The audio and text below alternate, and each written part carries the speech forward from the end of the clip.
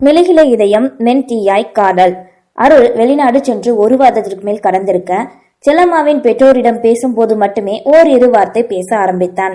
அவளும் தன் பெற்றோரின் முன்னே பொதுவாக பேச்சுக்களை பேச பெரியவர்களுக்கு அவர்கள் பேச்சு நிச்சயம் தவறாகவே தோன்றவில்லை.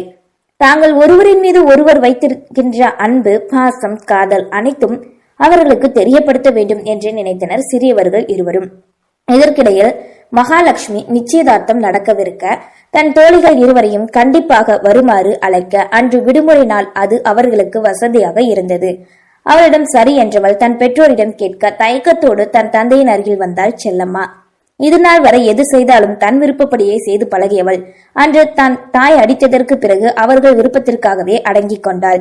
எதையோ கேட்க வந்தவளை கேட்காமல் தயங்குவதை கண்ட ஈஸ்வரனோ, என்னம்மா, என்ன சொல்லணும் சொல்லுடா என்றார். அப்பா, என் ஃப்ரெண்டு மகாலட்சுமிக்கு வர புதன்கிழமை நிச்சயதார்த்தம். அன்னைக்கு பக்ரீத் பண்டிகை வர்றதுனால காலேஜும் லீவ் தான். கண்டிப்பா வரணும்னு சொல்றான். நானும் நித்யாவும் போகலாமாப்பா? யாரு, உங்க அத்தை வீட்டு பக்கத்துல இருக்கிற ராஜசேகரம் பொண்ணா? ஆமாப்பா. சரி, போயிட்டு வாங்க ரெண்டு பேரும் என்க சந்தோஷமாக திரும்பி செல்ல. ஒரு நிமிஷம் நில்லு செல்லம்மா, நான் உன் கூட வரேன் துணைக்கு. அப்படியே உங்க அத்தையை பார்த்த மாதிரி இருக்கும்ல. சரிப்பா என்றவள் நித்யாவை அழைத்து கூற அவளும் வீட்டில் கேட்க ஆரம்பித்தாள். இதுவரை கல்லூரி தவிர வேறு எங்கேயும் தனியாக அனுப்பாதவளை எப்படி அனுப்புவது என்று நித்யாவின் பெற்றோர் யோசித்துக் கொண்டிருக்க ஈஸ்வரன் சொல்வதாக கூறியதும் அவர்களும் சரி என்றனர். நிச்சயதார்த்த நாளும் வர கூறியது போல் மூவரும் கிளம்பி சென்றனர். காலையில் ஓர் 9 மணி போல் செல்ல மாப்பிள்ளை வீட்டாரின் வருகையோ 10 மணிக்கு என்றனர். பேருந்தை விட்டு இறங்கி ஊருக்குள் தன் பிள்ளைகளை கூட்டிக் கொண்டு ஈஸ்வரன் நடந்து வர அவரை அறிந்த ஒரு சிலர் நலம் விசாரிக்க ஆரம்பித்தனர். ரேடியோவில் ஓடிய குத்துப்பாடல் ஊரையே கலகட்ட வைக்க வீட்டின் முன் கூரையால் பந்தலிட்டு இருபுறமும் குலைத்தொங்க வாழைமரம் கட்டியிருந்தனர். சிறுவர்கள் ஓடியாடி விளையாட வண்டியிலிருந்து வந்த சாமான்களை இலசுகள் அனைவரும் ஒவ்வொன்றாக பின்புறம் கொண்டு செல்ல வாசலில் நின்று அனைவரையும் வரவேற்றுக் கொண்டிருந்தார் ராஜசேகரன். ஈஸ்வரனும் தன் மகளின் தோழிகள் வருவதை கண்டவரோ, அட இளவஞ்சி மதினி, அண்ணன் தானே நீங்க, வாங்க வாங்க வாங்க. அவர் கைகளை பிடித்துக் கொண்டு வரவேற்றார். அடியே கனகவதி, இங்க வா, பிள்ளைகளை உணர கூட்டிட்டு போ என்க அவரும் என் முகத்தோடு அழைத்து செல்ல அங்கிருந்த இருக்கையில் அமர்ந்தார் ஈஸ்வரன். அறைக்குள் நுழைந்த தன் தோழியை கண்ட மகா இருவரையும் அணைத்துக் கொள்ள மூவரும் சேர்ந்து சிரித்து பேச ஆரம்பித்தனர். நிச்சயத்திற்கு கிளம்பி கொண்டிருந்த இளவஞ்சியின் காதில் ஈஸ்வரன் பிள்ளைகளோடு வந்தது வில வேகமாய் அண்ணனை பார்க்க கிளம்பினார். ராஜசேகரின் வீட்டிற்கு வந்த இளவஞ்சி வீட்டின் முன்னிருந்த இருக்கையில் அமர்ந்து அருகில் இருந்த ஒருவரிடம் பேசிக் கொண்டிருந்த தன் அண்ணனை கண்டவரோ, ஏன இம்புட்டு தொலைவு வந்திருக்க, வீட்டுக்கு வராம இங்க என்ன உட்கார்ந்துகிட்டு இருக்க கோபமாய் கேட்க, நிச்சயம் முடிஞ்சது வரலான்னு இருந்த இளவஞ்சி, ஆமா எங்க மச்சான காணும், அவரு கொஞ்ச நேரத்துல வருவாரு. ஆமா அண்ணி வரலையா, பிள்ளைய மட்டும் கூட்டி வந்திருக்க? செல்லம்மா கூட படிக்கிற பிள்ளையோட நிச்சயதார்த்தம் போல பொட்ட பிள்ளைய தனியா எப்படி அனுப்ப முடியாதுல, அதான் நான் கூட வந்தேன். சரி வானே, முதல்ல 2 தோசை சுட்டு தரேன், வந்து சாப்பிடு, நான் போய் அவளையும் கூட்டிட்டு வரேன் என்று ஒரு உள்ளே சென்றார். வீட்டின் உள்முற்றத்தில் கம்பளம் விரித்திருக்க சில பெண்கள் தாம்பாளத்தில் பூ புடவை வைத்து ஏதேதோ செய்து கொண்டிருக்க சிலர் அங்கும் இங்கும் நடமாடிக் கொண்டிருக்க மகாலட்சுமியை அலங்கரித்தவாறு தோழிகள் இருவரும் கிண்டல் செய்தனர். அனைவரும் இருப்பதை கண்ட இளவஞ்சி, அம்மாடி மருமகளே அழைத்தவாறு அங்கிருக்கும் அறைக்குள் நுழைய அவரின் இந்த அன்பான பாசமான அழைப்பு உண்மையா பொய்யா என்று அங்கிருந்த யாரும் நிச்சயம் அறியவில்லை. திடீரென அறைக்குள் நுழைந்த தன் அத்தையை கண்ட செல்லம்மா, இது யார் இங்க வர சொன்னது மனதிற்குள் நுழைக்க அவள் அருகில் வந்தவளோ, ஏண்டி உங்க அப்பனும் நீயும் இம்பட்டு தூரம் வந்திருக்கீங்க, உனக்கு இந்த அத்தை இருக்குங்கிற நினைப்பே இல்லையா என்ன? எப்படி இருக்கு செல்லம்மா? அவள் தாடையை பிடித்து கொஞ்சம் கொண்டு கேட்டார். அதை கண்ட தோழிகள் இருவரும் மனதிற்குள் சிரித்துக் கொண்டனர். ஏன் என்றால் அவர்கள் இருவரும் உறுதியாக அறிந்திருந்தனர் இது பொய்யான வேஷம் என்று. நல்லா இருக்கேன் அத்தை. ஏய் என்னடி இது, நிச்சயதார்த்தம் நடக்க போற வீட்டுக்கு இப்படியா வருவ? சுடிதார் போட்டுக்கிட்டு ஒத்தச்சங்கிலி மட்டும் போட்டு, உங்க ஆத்தாளுக்கு கூறே இல்ல, நல்ல பட்டுப்புடவை கட்டி தலை நிறைய பூ வச்சு கழுத்துல ஒரு 15 சவர நகை கிட்ட போட்டு அனுப்பிச்சு வந்திருப்பாளா? ஐயோ ஐயோ, அதை விட்டுட்டு இப்படி வந்திருக்க.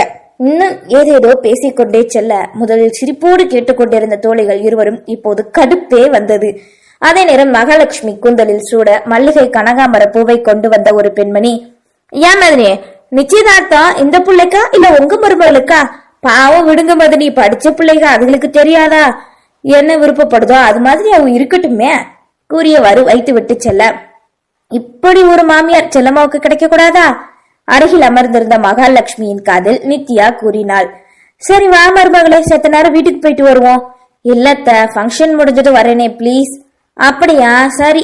மாப்பிள்ளை வீட்டுக்காரங்க வரமும் நேரமாச்சு, நான் வெளியே பொம்பளை கூட உட்கார்ந்துருக்கேன் என்றவர் வெளியே செல்ல, அப்பாடா மூச்சை விட்டு அங்கிருந்த கட்டிலில் பொத்தென்று அமர தோழிகள் இருவரும் சிரித்தனர். உங்க அத்தை ஓரா பெருமைப்படுத்திக்கிடுதுடி, பாவண்டி நீ கல்யாணத்துக்கு அப்புறம் உன்னை என்னெல்லாம் பண்ண போகுதோ நித்யா கூற, இப்ப இருக்கிற மாதிரி இருப்பனாக்கும் கல்யாணத்துக்கு அப்புறம் அதை உண்டு இல்லைன்னு பண்ணிட மாட்டேன், எனக்குன்னு வந்திருக்கு பாரு பாதகத்தி அத்தை. அது ஆசையப்பானே திட்டி கொண்டிருக்க, சிறிது நேரத்திற்கு முன் வந்த அதே பெண்மை மாலையை வைத்து விட்டு, ஏமா உன் மாமியா வெளியேதான் உட்கார்ந்துருக்கா, நீ பேசுறத கேட்டா ருத்ரகாலியா மாறிட போடா கூறிவிட்டு வெளியே சென்றார். மகா, இப்ப வந்தாங்கல்ல உங்க சொந்தக்காரங்களா, ரொம்ப நல்லவங்களா இருக்காங்க, இப்படி ஒரு மாமியார் தான் எல்லாருக்கும் கிடைக்கணும் நித்யா கூற, இந்த ஊர்க்காரங்க தான் ரொம்ப வசதி படைச்சவங்க, பார்த்தா அப்படி தெரியாது, தூரத்து சொந்தம் தான், முப்படையில ஒருத்தனான முத்தனனோட அவங்க அம்மா பாக்கியம் அத்தா இவங்க. முப்படைனா புரியல? அருளண்ணா, ராஜாண்ணா, முத்தண்ணா, அதான் அப்படி சொன்னேன். இந்த 3 பேரும் தான் இந்த ஊரோட திருமகன்கள் கூறிக்கொண்டிருக்கா. வெளியே கார் வேன் வருகின்ற ஓசை கேட்க யாரோ ஒருவர், மாப்பிள்ளை வீட்டுக்காரங்க வந்துட்டாங்க என கூறிக்கொண்டே சென்றனர்.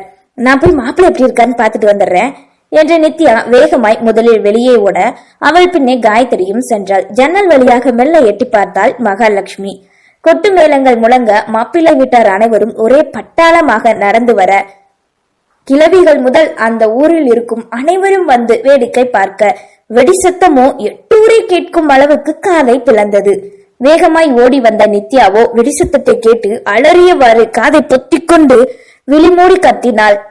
அங்கிருந்த அனைவரும் அவளை கண்டுகொள்ளாது மாப்பிள்ளையை காண ஆவலாய் பார்த்து கொண்டிருந்தனர். வெடி ஓசையும் நிற்காது வெடித்துக் கொண்டிருக்க, எவ்வளவு பஞ்சு மிட்டாயி பொடுசுகளே அந்த குதியாட்டம் போடுது, நீ என்னத்தா இம்புட்டு பயப்படுற?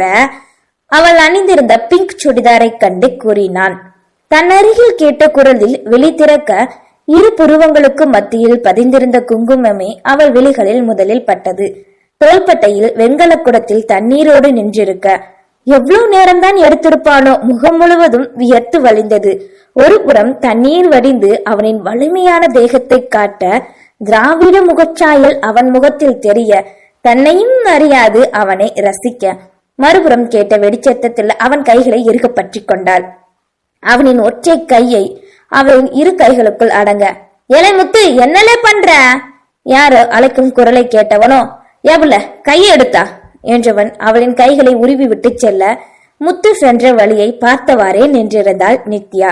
அனைவரும் உள்ளே வர தன்னிலை உணர்ந்த நித்யா தோழியை நோக்கி சென்றாள். அதன் பின் நேரம் செல்ல நிச்சய புடவை கொடுத்து அணிவித்து மணப்பெண்ணை வர சொல்ல, வந்தவர்கள் அனைவரும் மாப்பிள்ளையின் அழகு பெருமை என அனைத்தையும் குசு குசுவென்று பேசிக் கொண்டிருந்தனர். ஏக்கா கனகவதி, அவன் மகளுக்கு எத்தனை பவுனு போட போறா? மாப்பிள்ளை வீட்டுக்காரர்களை பார்க்கும்போது கொஞ்சம் வசதி மாதிரி தெரியுது. பக்கத்து வீட்டு கோதிமதி அக்கா சொல்லிச்சு 10 பவுனு தான் போட போறாளாமே. அது சரிதான் மதினி, பவுனு இருக்கிற விலைக்கு அவ்வளவுதான் எல்லாராலையும் போட முடியும் என ஒவ்வொருத்தரும் ஒவ்வொன்றாக பேசிக் கொண்டிருக்க, ஏன் இளவஞ்சி மதினி, ஓ மருமகளுக்கு 15 சவரன் உள்ளார சொன்னையே, அம்புட்டா போட போறாங்க உங்க அண்ணன்? அதை விட அதிகமாவே போடுவான் எங்க அண்ணன். ஒத்த பையனை பெத்து வச்சிருக்கேன் நானு. இது இல்லாம வெளிநாட்டுல போய் என் பையன் வேலை பாக்குறான், அவனுக்கு என்னடி குறைச்சல்? என் பையன் திறமைக்கு 20 பவுனே போடலாம் இளவஞ்சி கூறி பெருமைப்பட்டு கொள்ள, அந்த விஷயம் அப்படியே அங்கே இருப்பவர்களுக்கு கொஞ்சம் கொஞ்சமாக வேறு மாதிரியாக பரவ ஆரம்பித்தது. அதன் பின் மகாவை அழைத்து வந்து அமர வைக்க, இருபுறமும் தட்டு தாம்பாளம் மாற்ற, மாப்பிள்ளையும் மணப்பெண்ணும் நிச்சயமாலையை மாற்றிக் கொண்டனர். வந்தவர்கள் அனைவரும் சந்தன பொட்டு வைத்து வாழ்த்து கூறினர். வாழ்த்து கூறிக்கொண்டிருக்க அதே நேரம் பின்புற பந்தயம் நடக்க, உணவருந்த வர உணவருந்தே செல்ல என்றிருந்தனர் அனைவரும். இளவஞ்சி கூறியது ஒவ்வொருத்தர் வழியாக சென்று மாறி உணவு உண்ணும் போது அது ஈஸ்வரன் செவிக்கே சென்றது. ஈஸ்வரா, உன் மகளுக்கு நீ 20 பவுனு போடுவேன்னு சொல்லிக்கிட்டு இருக்கியாமே, நீ அவ்வளவு சேர்த்து வச்சுட்டியா? இல்லனே, இனிமேத்தான் பண்ணணும். மூத்த பவுனுக்கே 15 தான் போட்டேன், இது மாதிரிதான் இவளுக்கும் போடணும் கூறிவிட்டு எழுந்து கை கழுவ செல்ல, மறுபடியும் இந்த செய்தி காட்டி தீயாய் பரவியது. ஒரு வழியாக விழாவும் சிறப்புடன் முடிய, ஈஸ்வரன் பிள்ளைகள் இருவரையும் அழைக்க தன் தோளிடம் சொல்லிக் கொண்டு கிளம்ப, கடைசியாக ஒருமுறை பந்து பெருமாறி கொண்டிருந்த முத்துவை கண்டவாறே சென்றாள் நித்யா. அப்பா, அத்தை வீட்டுக்கு வர சொல்லிட்டு போச்சே. அதெல்லாம் வேண்டாம் சொல்லுமா, இப்ப பஸ் வந்துடும், வாங்க போகலாம் என்றவர் மனதிற்கு கோபத்தோடு இருவரையும் அழைத்து சென்றார். கூட்டம் கலைய இளவஞ்சி தன் அண்ணனை தேட, ஏக்கா யார தேடுற என்க. அண்ணனையும் மருமகளை காணும், அதான் தேடுற. ஏக்கா அவங்க போய் ரொம்ப நேரம் ஆச்சு, உங்ககிட்ட ஒரு வார்த்தைக்குள்ளவா சொல்லாம போயிட்டாங்க குத்தலாய் கேட்க. நீ போ முதல்ல, உன் வேலையை பாருடி திட்டியவர் புலம்பலோடு தன் வீட்டை நோக்கி நடந்தார். அதே நேரம் இங்கே மூவரும் ஊருக்கு வந்து இறங்க நித்யாவை அவள் வீட்டில் விட்டவர்கள் தங்கள் வீடு நோக்கி செல்ல அங்கிருந்து கிளம்பியதிலிருந்து தன் தந்தை கோபமாக இருப்பதை அறிந்தாள் காயத்ரி. வீட்டுக்குள் வந்ததும் உடை மாற்றுவதற்காக கூறி செல்லம்மா உள்ளே செல்ல திண்ணையில் அமர்ந்த தன் கணவரிடம் செம்பு தண்ணீரை கொடுத்தார் பானுமதி. அவரோ என்னவென்று கேட்க நிச்சயத்தில் தீயாய் பரவிய அந்த செய்தியை கூற, அதே நேரம் தன் உடை எங்கிருக்கிறது என அன்னையிடம் கேட்க வந்த காயத்ரி அனைத்தையும் கேட்டுவிட்டாள்.